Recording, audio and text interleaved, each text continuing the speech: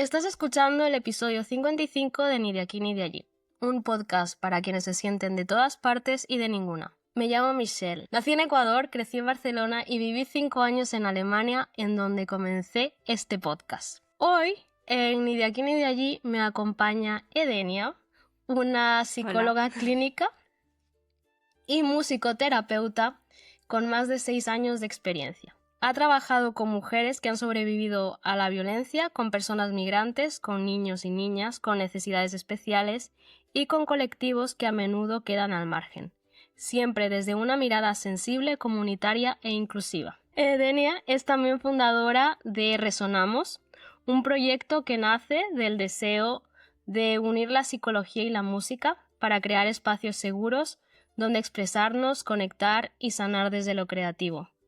Resonamos es una comunidad, es contención emocional y es un recordatorio de que el bienestar también se construye cantando, tocando, improvisando y escuchando. Y antes de empezar, quiero agradecer por el cariño que el podcast ha recibido estos meses. En octubre el podcast vivió un momento especial porque alcanzó 1000 escuchas ya en Spotify y eso era algo bastante difícil de hacer por cosas que cuento en Patreon gratuito del podcast y bueno, son aspectos técnicos que hay detrás de este proyecto. Y aunque el podcast tiene muchísimas más escuchas acumuladas porque lleva existiendo 8 años, esto es algo que celebrar porque demuestra que el proyecto sigue vivo y sigue teniendo gente que cree en él y que se ve en él y apoyándolo. Así que quería dar las gracias por este acompañamiento. Podéis seguir en vuestra plataforma de audio favorito y también en el Instagram nideaquí.nideallí. Y si quieres saber más sobre lo que hay detrás, como he mencionado, la parte técnica, en el Patreon gratuito. Encontrarás los enlaces, también los de Edenia, para que la encontréis en las notas del episodio, como siempre. Ahora sí, bienvenida Edenia. Muchas gracias por venir y que me hace mucha ilusión tenerte aquí. Bueno, felicidades por estos logros y gracias a ti por esa súper introducción. Quería preguntarte sobre quién eras tú antes de llegar a España. Comenzamos con preguntas fuertes. Bueno, es una pregunta súper interesante, la verdad, porque creo que uno cambia muchísimo cuando migra. Y antes de llegar a España, bueno, estudié psicología. Creo que la psicología es muy parte de quién soy, entonces siempre la incluyo. Pero también vengo de una familia migrante. Mi madre es cubana, toda mi familia materna es de Cuba. Y bueno, yo crecí mucho entre ese ni de aquí ni de allí, como se llama el podcast. Me siento muy identificada con el nombre porque siempre me sentí así, como ni de un lado ni del otro. Y es como vivir en ese limbo de, bueno, en Ecuador soy la cubanita o la hija de cubanas y en Cuba soy la ecuatoriana. Entonces siempre me sentí extranjera en todas partes y creo que he crecido mucho con eso, ¿no? Gran parte de mí se siente muy cubana, pero es interesante porque cuando migré nunca me había sentido más ecuatoriana que cuando migré aquí a España. Creo que he construido mucho mi identidad en lo que es la migración. Yo desde siempre tengo una idea de lo que ha sido migrar, de lo duro que es sostenerse en un país que no es el tuyo, por la historia de mi mamá, por la historia de mi familia.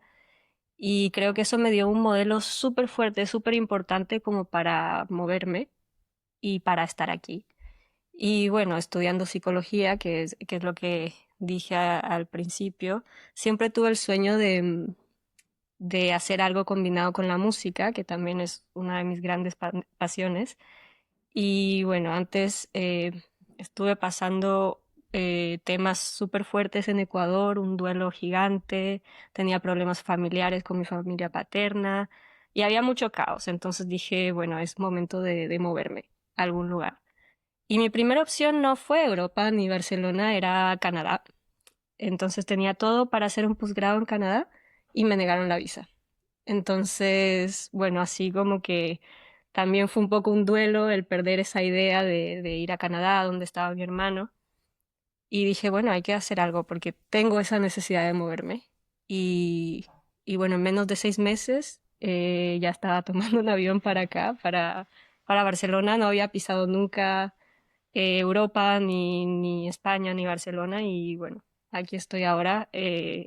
Estudié el máster de mis sueños, que fue de musicoterapia, y aquí estoy. No sé si respondí bien a esa pregunta. Sí, y de hecho creo que de forma súper concisa y más o menos ya como que al menos a mí me has permitido ver como de dónde sale esa idea de crear Resonamos. Mm. Entonces, antes de entrar en profundidad en la historia de Resonamos, ¿qué partes de tu historia sientes que han marcado tu trabajo terapéutico y tu forma de acompañar? Muy buena pregunta también. Al estudiar psicología clínica, ahora lo cambiaron un poco. Bueno, creo que ahora son 4 años. En mi época eran 5 años, que era la especialidad de psicología clínica. Y creo que algo que marcó mucho lo que hago ahora fueron mis prácticas. Yo hice mis prácticas con una tutora impresionante, ahora es colega, ahora es amiga, es maravillosa, que trabaja y trabajaba desde ese entonces mucho en el tema de abuso sexual y violencia de género. Entonces hice mis prácticas en el Hospital Padre Carolo, que es en el sur, y había muchos ejes allí, ¿no? Trabajábamos con adolescentes, con adultos mayores, en el hospital, trabajábamos con muchas personas. Pero algo que me marcó mucho fue el tema del abuso sexual, gran problema que era el abuso sexual en Ecuador, sobre todo en niños, en adolescentes, terrorífico. O sea, yo regresaba de las prácticas llorando y decía, bueno, esto no es para mí, o sea, no sé qué voy a hacer. Pero tuve una tutora tan maravillosa y tan buena que me hizo como enamorarme de ese lado, de poder acompañar a personas que han sufrido cosas tan duras, tan fuertes, y también después de graduarme comencé un poco a trabajar con ella en supervisiones, o sea, hacía supervisiones grupales, ella nos invitaba siempre a eventos que tenía o a grupos, entonces desde ahí comencé a enamorarme de esa parte de trabajar con mujeres que han sido víctimas de violencia. Trabajé también mucho por lo privado con niños, niñas abusados, abusadas. Y bueno, el tema de migración como que ya se fue añadiendo mucho aquí. Después de haber vivido en mi migración, muy naturalmente comencé a tener muchos pacientes que son migrantes y también por la situación actual que hay en Ecuador y bueno, mucho en Latinoamérica, creo que comencé a tener muchos pacientes también que están en muchos lugares del mundo, ¿no? Entonces creo que esos han sido dos ejes muy, muy fuertes. ¿Qué papel ha tenido la música en tu propia historia de vida? Em, la música es todo. O sea, bueno, no todo, pero es mucho. Porque desde pequeña yo me refugié mucho en la música. Y claro, yo a día de hoy me pregunto qué haría si no hiciera música. O sea, no tengo idea, estaría un poco perdida. Porque, claro, creo que esa fue mi idea también y creo no lo mencioné antes. Claro, la música es importantísima porque yo encontré en la música una manera de expresar, una manera de refugiarme, de acompañarme. Claro, de ahí nació esa idea de musicoterapia que hasta el día de hoy es muy desconocido, ¿no? Y cuando comencé a estudiar era aún más desconocido, pero el saber que existía me dio así como esa fuerza de decir, bueno, claro, es lo que hago yo cuando toco en mi cuarto, cuando quiero hacer alguna canción, aunque suene rara o fea, y creo que la música ha tenido un papel importantísimo en toda mi vida, en mi carrera y en donde estoy ahora. O sea, creo que la música me trajo aquí, ¿no? Y gran parte de mis amigos muy cercanos, de mis conocidos, están en el mundo de la música. Entonces, antes de pasar a cómo aplicas la música terapéuticamente, me gustaría saber cómo la viviste en tu migración. Ujú. ¿Sabes cómo dirías que te acompañó en tu migración, en tu toma de decisiones post migratorias? Mm, Sí, totalmente. O sea, como vine a estudiar un máster de musicoterapia, creo que tiene como un peso Vale, súper grande. vale, sí. Y es gracioso porque, claro, mi familia aprovechó el que yo venía a Europa como para decir, hey, paseo familiar. Vale. Entonces hice que mi familia trajera muchos de mis instrumentos que tenía Mm. ya. Y dije, bueno, si nos preguntan, somos una familia de músicos.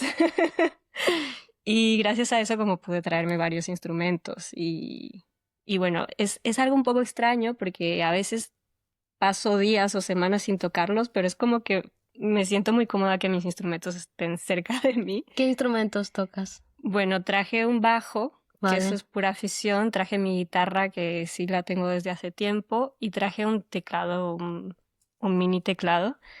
Y aquí ya me compré un piano grande, vendí el piano que tenía allí y me compré uno grande.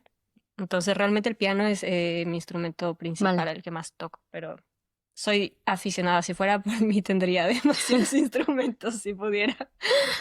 Vale, ahora sí, pasemos a la parte de tu experiencia clínica Ujú. que sí, me ha tocado bastante porque yo he llegado a conocer casos aquí en España de violencia sexual que comenzaron en Ecuador, ¿sabes? Mm, Entonces, cuando yo era, o sea, cuando era todavía menor de edad, yo también. Y fue una cosa que o sea, era inocente todavía yo. Y cuando me ujú, enteré que eso pasaba, mm, intrafamiliarmente, es de esos momentos que ya pierdes, vas perdiendo inocencia, pero de ese mundo mm, que dices, o sea, el mundo puede llegar a ser tan, tan horrible y las sí. personas también, incluso la gente que se supone que te tiene que cuidar.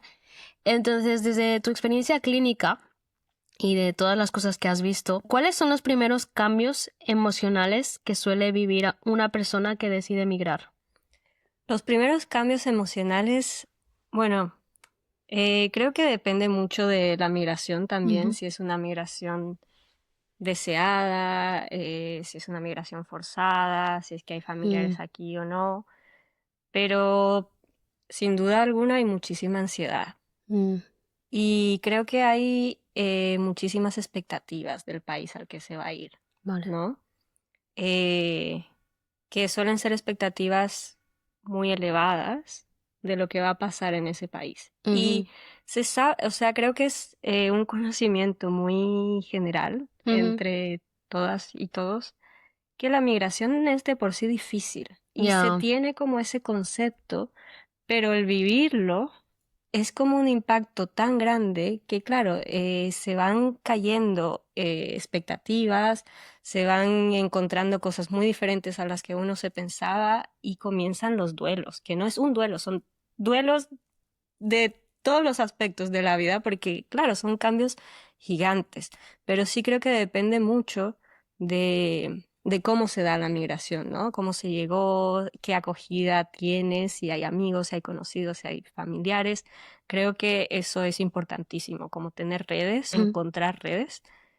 Es importantísimo para cualquier migrante y para poder atravesar algo tan fuerte como es la migración.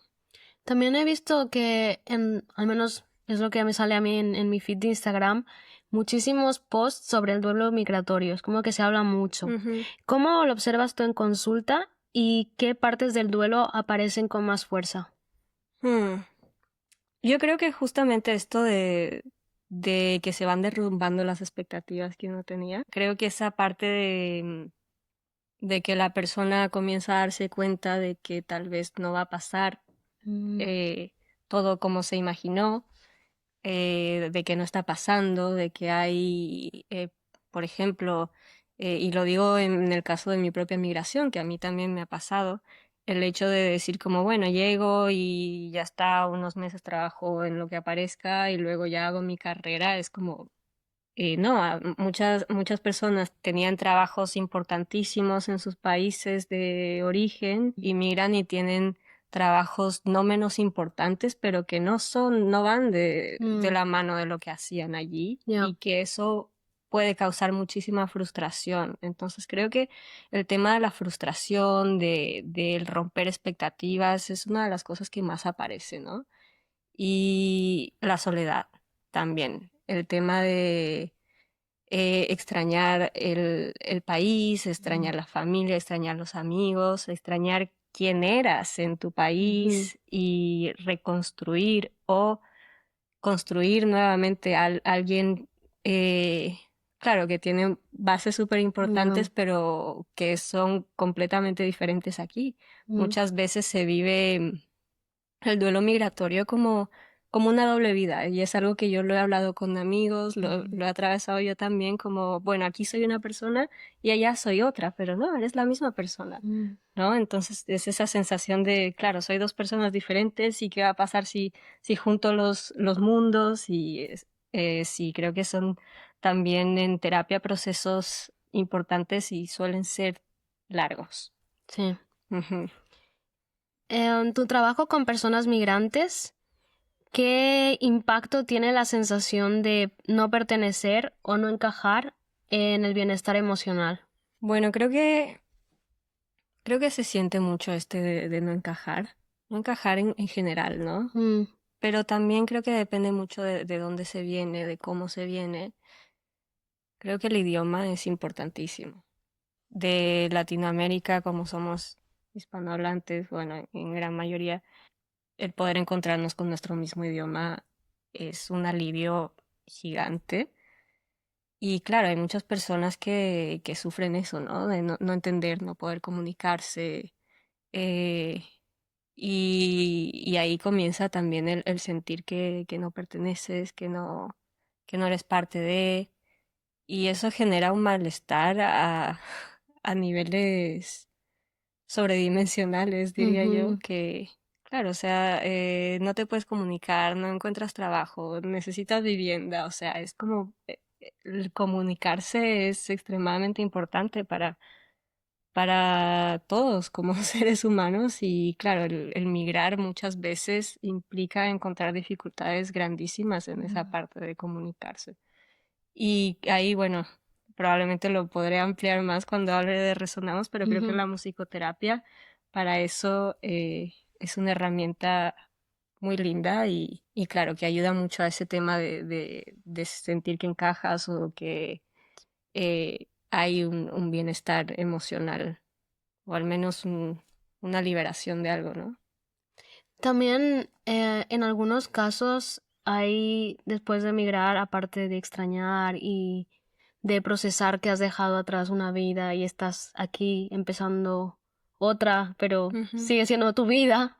En algunas ocasiones aparecen culpas, presiones y responsabilidades a distancia. Hay mucha gente que tiene que mantener a su familia en el país de origen y sienten culpa a veces porque aquí se están dando lo que allí sería un capricho, pero aquí no lo es tanto. ujú. ¿Cómo afectan estas emociones al bienestar psicológico? Mm. Yo creo que sí, a veces se vive la migración con muchísima culpa de, por ejemplo, de disfrutar, sobre todo al principio, los primeros años, de, Mm, estoy disfrutando aquí y mi familia no puede, bueno, dependiendo claramente del país de origen también, pero tal vez no pueden salir a estos lugares o no pueden ni tomarse un café o no pueden ir mm, a aquí o allá y a mm, veces, claro, aquí dependiendo de quién o cómo se puede, como que hay mucha apertura mm, de muchas cosas, ¿no? Entonces creo que sí se vive con muchísima culpa y también el tema de creer que se fracasa si no deseas quedarte, ¿no? mm, Ese es un tema gigante que aparece mucho. El decir como que estoy fracasando o voy a fracasar y es demasiado común el no hablar con la familia del malestar.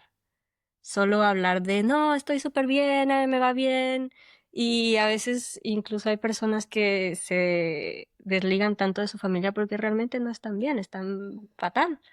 Y claro, es no hablar mucho, o si antes había videollamadas constantes, como que irlas cortando, porque mm, hay esta idea de que, claro, migraste, atravesaste cosas durísimas, extrañas muchísimo, entonces tienes que estar bien. mm, Encima, bueno, si se migra a Europa, estás en Europa, o sea, hay esta romantización de, wow, estás en Europa, todo es maravilloso, qué divertido. mm, Y claro, obviamente no es así, y la pasas muy mal. Entonces, esa idea, ¿no? De que se tiene que estar bien, creo que es súper dañina, porque implica un aislamiento, implica encima de que la migración ya de por sí te hace solitario, implica más soledad, implica más malestar, entonces entra como en un círculo vicioso, ¿no? De malestar, Mm. de incomodidad, de culpa, de frustración, entonces aparecen muchas emociones allí. Lo que acabas de comentar que me parece súper importante, que es eso que no comentas con tu familia los días malos. O sea, Ujú, yo lo viví mucho en Alemania, que claro, hay cosas que ujú. he ido comentando en el podcast, que a veces mi hermano me dice, "¡Ah! Eso no nos habías contado". Y claro, ahora ya estoy aquí con ellos y tal, entonces ya no siento que haya de algún modo un impacto. Mis padres también escuchan el podcast, pero creo que mi hermano está más atento a veces a esas Ujú, cosas este tipo de cosas que digo y me hace esos comentarios. Pero también estaba pensando con el tema de volver como fracaso, porque yo volví.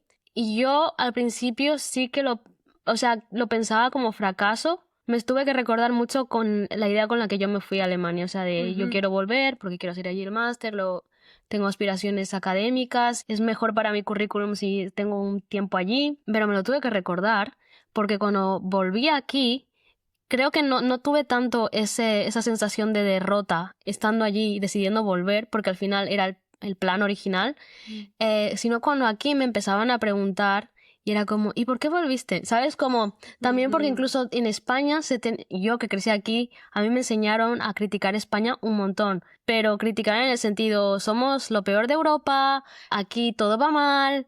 Y claro, yo me fui a Alemania y ver que no teníamos 5G en el supermercado ya. era como, tío, pero esto es Alemania.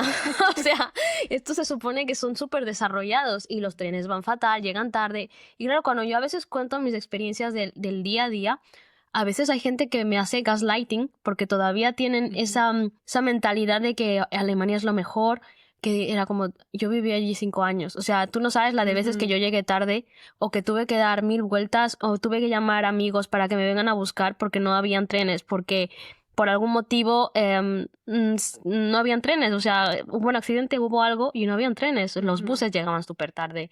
Entonces, ese tipo de cosas que pienso, a veces incluso no es lo que tú sientes, sino lo que te hacen sentir. Claro, claro, claro. Es que en el ideal común Ujú, está esa romantización, ¿no? De lo que es migrar, de lo que es moverse. Migrar es como para estar mejor, para salir adelante, para ir a un lugar mejor. ¿Cómo te va a ir mal? ¿Cómo te vas a sentir mal si estás en otro lugar, si estás migrando? Y claro, ahí viene la culpa y la frustración, ¿no? Que es como, wow, me estoy sintiendo mal, no debería sentirme así. Si todo el mundo dice, wow, estás en Europa, como qué divertido, qué hermoso.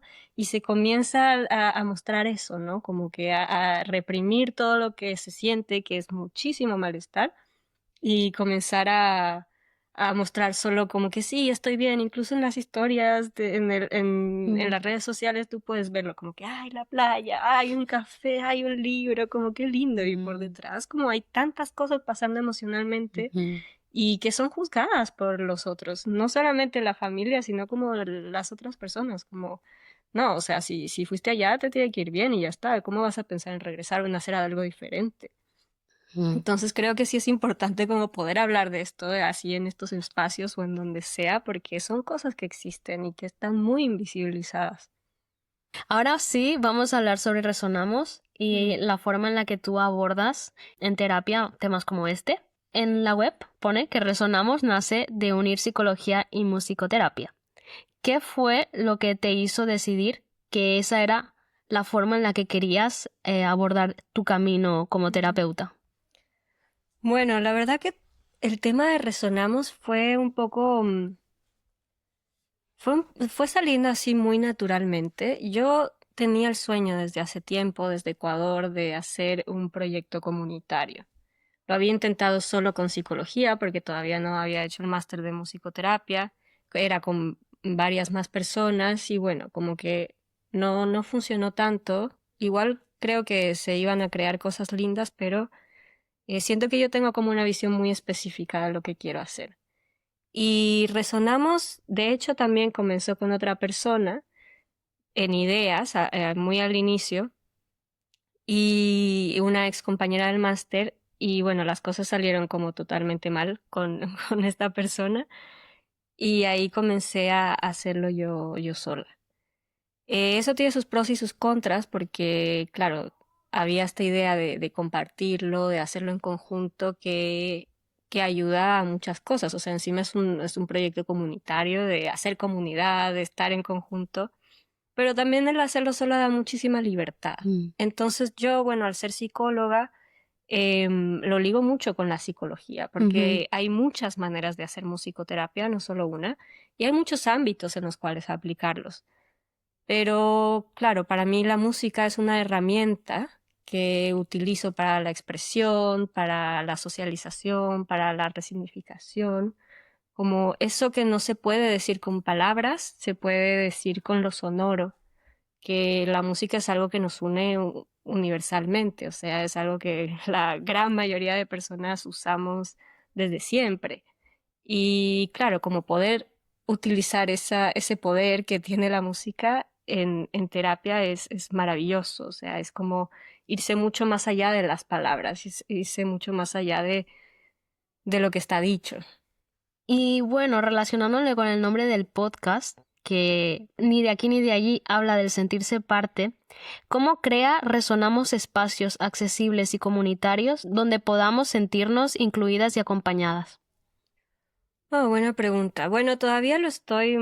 He hecho muchos talleres, muchas pruebas, otros ya como para la ansiedad, para mujeres. Pero sí, todavía tengo este problema de que la gente no sabe lo que es. Y claro, al no saber a lo que me estoy metiendo, como, ¿por qué voy a ir ahí? ¿Por qué voy a gastar mi tiempo en esto? Entonces sí creo que hay mucho, sobre todo en la musicoterapia, el tema de la psicoeducación, el poder comunicar constantemente qué es la musicoterapia, qué se hace, cómo se hace. Y para mí el tema sería crear espacios digamos, grupos de apoyo, crear talleres también enfocados sobre todo en mujeres, en personas migrantes, pero claro, a veces no hay suficiente público como para abrir el grupo. Hay muchos curiosos, pero ya a la hora de la hora como que cuesta crear el espacio. Pero estoy trabajando en ello y creería que sí, poco a poco se van formando estos espacios inclusivos, comunitarios y sobre todo que sean accesibles, porque el tema de la salud mental se volvió mucho como que, uy, ir al psicólogo, qué caro, es un lujo. Y para mí siempre, desde que soy psicóloga, ha sido el ir destruyendo esa visión, ¿no? La salud mental es un derecho y debe ser apto para todos. Y obviamente los psicólogos tenemos que comer como cualquier otra persona, pero no puedes cobrar 90, 100 euros la hora a una persona que muy probablemente no gana ni 10 euros en la hora y que tiene que solventarse también. Entonces, como ir creando espacios que puedan ir de la mano, claro, que yo pueda comer y valga mi trabajo, pero que también las personas puedan acceder a estos espacios, porque sí, la salud mental no debería ser vista como un lujo. ¿Qué diferencia encuentras entre un proceso terapéutico tradicional y uno que utiliza lenguaje musical? Mm. Bueno, el tradicional es la clásica de la psicóloga y la otra persona, bueno, si es solo individual. Yo trabajo mucho en línea, entonces es esto, es utilizar la palabra como herramienta. En la psicología tradicional igual hay otros elementos, ¿no? Con niños utilizamos el juego, el dibujo, eh, siempre ir viendo lo que necesita la persona o el grupo de personas. Pero en la musicoterapia sí es lo sonoro de por sí. Entonces, no comenzamos tanto hablando. Bueno, yo utilizo mucho la palabra porque ya está, psicología. Igual depende porque hay pacientes que no tienen lenguaje verbal, por ejemplo. Pero si estamos en grupos, es comenzar con eso, a través de lo sonoro, comenzar con sonidos, comenzar con ritmos, comenzar con estas herramientas que son más ligados a lo musical, ¿no? ¿Y qué emociones aparecen con más frecuencia en personas migrantes cuando trabajas con música? Es interesante porque, claro, si a mí me gustaría seguir procesos largos Ujú, de este tema haciendo musicoterapia para personas migrantes, pero en lo que más he trabajado son talleres ujú. que, bueno, el más largo fue en verano, que duró 3 meses, Ah, vale. pero claro, como que siento que hace falta como un proceso para llegar a las partes más difíciles de compartir, Vale. ¿no? Las emociones que salen más interesantemente es la alegría y el compartir, Mm, porque sobre todo en los círculos de tambores se genera mucho eh, esta como complicidad vale. grupal a través del ritmo. Y claro, una persona comienza a hacer algo y luego la otra persona lo ve, se identifica y comienza a repetirlo y luego como que el grupo se emociona muchísimo, ¿no? Y claro, yo siempre, esto sí es casi religioso, a no ser que sean personas que no tienen lenguaje verbal, termino las sesiones diciendo como, bueno, compartamos una palabra de lo que sentimos o vivimos en la sesión de hoy. Y usualmente sale eso, ¿no? Como complicidad, alegría, compartir, compañerismo. Entonces, creo que sobre todo en el trabajo que he hecho con personas migrantes a través de musicoterapia, es el encontrar un otro eh, con el que conectas, con el que te emocionas, con el que puedes compartir cosas que van mucho más allá de lo verbal, que van mucho más allá de lo hablado, ¿no? Y que Ujú. muchas veces ni siquiera tienen el mismo idioma. Muchas veces yo no tengo el mismo idioma que ellos. Mm. Entonces, claro, es como poder compartir y poder conectar emocionalmente a través de lo musical, de muy pocas palabras. Entonces no has trabajado con muchos migrantes todavía la parte de musicoterapia. Sí, ¿Sí? pero no individual Vale, y no a largo plazo. vale, vale, vale. Ajá, Entiendo. como que a mí me gustaría que sean procesos como más largos, pero son, sobre todo son de las instituciones que me contratan, Vale. que creo que lo ven como algo más informal. Siento que va por ahí. Vale. Ajá. Ahora sí Sí, sí, entiendo. sí, sí. Vale. Entonces, como dices que son talleres en los que hay mucha movilidad corporal, Ujú, aparte de eso, ¿no? El contacto con instrumentos, ¿cómo ayuda la música, el ritmo o ujú. el movimiento a liberar tensiones y emociones Mm, que podríamos decir como atascadas? mm. Bueno, depende mucho de cómo se guíe, ¿no? Vale. Yo lo que hago mucho, sobre todo en estos grupos de personas migrantes, trabajo mucho con jóvenes, Ujú. adolescentes principalmente. Entonces, ¿qué se ve en estos adolescentes? Y es algo muy interesante que me ha pasado en muchos talleres, que, que tienen mucha rabia. Yo lo veo mucho desde el Mm. inicio, ¿no? Y muchas veces como que hay o varios adolescentes Ujú. como que quieren transgredir la situación y dicen como me voy, me quiero ir y como que usualmente Ujú. estoy acompañada de, de un educador o alguien que como que conoce el grupo también, pero sí hay muchísima rabia. Entonces, ¿cómo se puede expresar? A mí me encantan los tambores, no siempre los tengo a mano porque eso me los dan las instituciones con las que he trabajado, pero cuando los tengo es como golpear mucho los tambores, pero controlado. Ujú. Entonces, como eso, comenzar a generar este desfogue, ¿no? Y si lo haces en un grupo, puede ser hasta divertido, puede ser como que, mira lo que estoy haciendo, y se generan cosas muy, muy lindas. Wow. Entonces, es como que hay un papel importante en el tema grupal. ¿Qué papel juega la comunidad en los procesos de sanación? Uf, todo.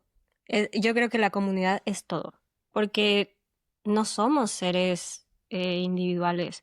Lamentablemente,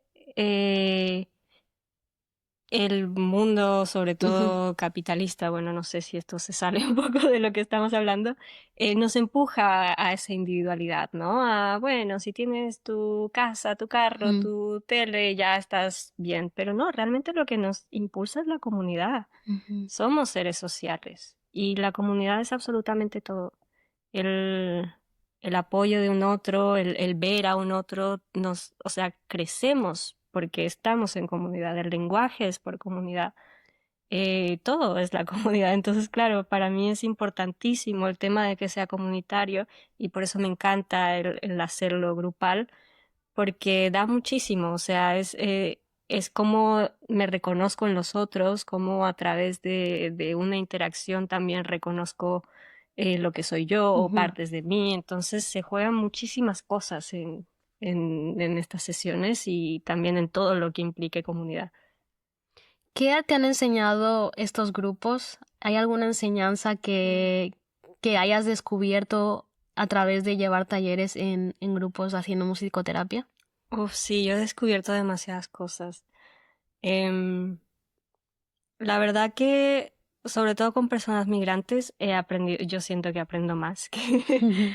que ellos en las sesiones porque, bueno, trabajo con muchas personas de Marruecos, de Senegal, y hay una cantidad de ritmos maravillosos que yo desconocía y que he aprendido mucho a través de ellos, y creo que eso es lo maravilloso de esto, ¿no? Como poder encontrar eh, diferencias y poder conectar incluso a partir de las diferencias solo por ritmos. Y claro, los grupos me dan muchísimo. Yo aprendo mucho, no solo con personas migrantes, sino de todos los grupos con los que trabajo. Siempre aprendo algo, siempre aprendo alguna cosa nueva, algún ritmo nuevo, alguna forma nueva de interactuar, de procesar. Entonces, para mí es como demasiado hermoso poder trabajar en grupos con musicoterapia porque se aprende demasiado. Cuando hablamos de buscar ayuda para muchas personas migrantes, sobre todo la salud mental, hay varias barreras y creo que tú has mencionado al principio también como el tema de la salud mental para las personas migrantes es complejo. Ujú. ¿Qué crees que todavía falta en el acceso a la salud mental para personas migrantes, en este caso en Cataluña? Pero bueno, si Mm. tienes una perspectiva a nivel español, pues también sería interesante. Uf, creo que falta muchísimo. Yo todavía estoy mucho en ese aprendizaje de conocer cómo funciona aquí en Cataluña, en España. Claro, hay el acceso desde, así como ir al CAP, es muy parecido, me parece, con el psicólogo, pero es la típica que hay citas cada 3 meses. Y que usualmente quien te toca no sabe si te va a agradar, si no. Yo he escuchado historias de los psicólogos de la seguridad social que, bueno, dices, qué terrible, ¿no? Que de pronto necesito mucho trabajar en mi salud mental y me encuentro con esto. Con Ujú, psiquiatras es parecido, a no ser que hayan riesgos gigantes, ujú, las citas se dan cada 3, 4 meses. ujú, Yo creo que empezar por ahí, ¿no? Poner a más personas, poner citas más continuas, verificar que las personas que trabajan tienen suficiente capacidad para muchísimos temas, ¿no? Entonces, claro, como que poner protocolos más fuertes para el tema de la salud mental. La salud mental es igual de importante que la salud física y no solo desde la seguridad social creo que se tiene que trabajar, sino que nosotros como psicólogos, el poder decir, bueno, ¿tiene sentido que cobre 80, 90 euros la hora? ¿Qué puedo hacer? ¿De qué manera como que puedo ayudar o acompañar a otras personas que no implique un sobreprecio absurdo?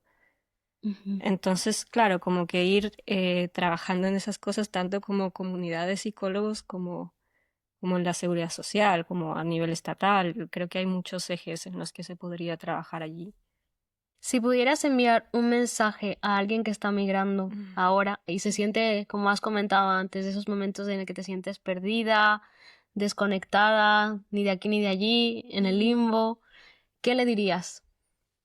Que no estás sola, que no estás solo, que hay demasiadas personas que nos sentimos así, que nos hemos sentido así, que somos migrantes y que que hay opciones de encuentro eh, en demasiados lugares, en demasiadas personas. Y claro, como recordar eso, sobre todo en los momentos más bajos, como recordar que no estamos solos, que hay personas que nos pueden ayudar, que a veces pensamos como que, uy, no, esto me lo tengo que aguantar yo solo, yo sola. Igual y no, igual hay alguna persona que te da la mano, una persona que ni te imaginabas y te da la mano. A mí me ha pasado mucho aquí como migrante eso, como encontrarme con personas maravillosas que me han dado la mano y que nunca me imaginé que me iban a dar la mano. Y otras que nunca me imaginé que me iban a dar la espalda. Entonces es como Mm. poder saber eso, ¿no? El que sí hay personas que están dispuestas a acompañarte, a escucharte, no solo desde lo profesional como psicóloga, sino como amigos, compañeros, conocidos. eh, Recordar esas cosas, ¿no? Vale, por último, ¿qué te gustaría que las personas que escuchen este episodio se lleven de esta conversación? Em, ¿Qué me gustaría que se lleven de esta conversación? Uf, hablamos de muchas cosas. Me gustaría que recuerden eso, que la salud mental es importante, que existen espacios eh, a los que se puede acceder, que la musicoterapia suena como algo súper hippie, súper raro, súper nuevo, pero es también como una herramienta muy, muy, muy, muy bella para la salud mental. Y nada, como el poder abrirse, el poder conocer, el poder investigar más sobre todo esto, ¿no? Vale, ¿y hay algo que me haya dejado y que no te haya preguntado y sobre lo que te gustaría hablar? Tal vez un poco resumir el tema de Resonamos. Ujú. Eso, creo que tú lo dijiste muy bien, que es un espacio comunitario que junta la psicología y la música y que poco a poco estoy trabajando para hacer cosas nuevas, para crear espacios de acompañamiento, de escucha, de encuentro y, y que le den una oportunidad a la musicoterapia. ¿Y dónde te pueden encontrar si quieren ver tus próximos talleres o quieren reservar alguna sesión de musicoterapia contigo? Bueno, ahora mismo estoy estrenando página web que la semana pasada la saqué. Todavía hay mucho por lo que trabajar en la página web, pero es resonamosmusicoterapia.com. Allí creo que está todo muy bien resumido. También las redes en el Instagram es Resonamos Musicoterapia. Y, y bueno, allí pueden encontrar muchísima información, muchísimo más de lo que hago, de cómo funcionan las sesiones, de los grupos. Y sí, si quieren saber lo que sea sobre musicoterapia, sobre psicología, sobre Resonamos, pues allí estoy siempre dispuesta a hablar, a compartir, a escuchar. Gracias, Edenia, por esta conversación tan honesta, tan necesaria, por todas las cosas que has compartido hoy. Creo que no va a ser la primera ni la última vez que hablemos, porque creo que también yo me he dejado muchas preguntas. Para ti que nos estás escuchando, si hay algo que haya resonado contigo, una emoción, una pregunta, un recuerdo o la sensación de que, bueno, que no estás solo ni sola en este proceso de emigrar, crecer, reconciliarte, como siempre, las redes tanto de las personas que suelen venir al podcast están abiertas. Te dejaré los enlaces del perfil de Edenia en las notas del episodio y también de la web de Resonamos. Y si quieres también nos puedes seguir en Instagram, como siempre, en nideaquí.nideallí, donde suelo sobre todo publicar las actualizaciones de cuando hay episodios nuevos y novedades cuando pues salen a newsletter o publicaciones nuevas en el Patreon. Te recuerdo que la newsletter mensual es una parte importante de este proyecto porque ahí cuento pues cosas que a veces no salen aquí o en el Instagram, como recomendaciones culturales, crónicas de encuentros con oyentes que van dando forma a esta comunidad. Y si te apetece leer de nuevo algo más personal, más detrás de escenas, de cómo se va haciendo este podcast a modo de bitácora, está el Patreon, que es gratuito y siempre será gratuito. Gracias de nuevo por estar celebrando conmigo el pequeño logro de octubre, las 1000 escuchas y descargas en Spotify. Nos seguimos escuchando en el próximo episodio.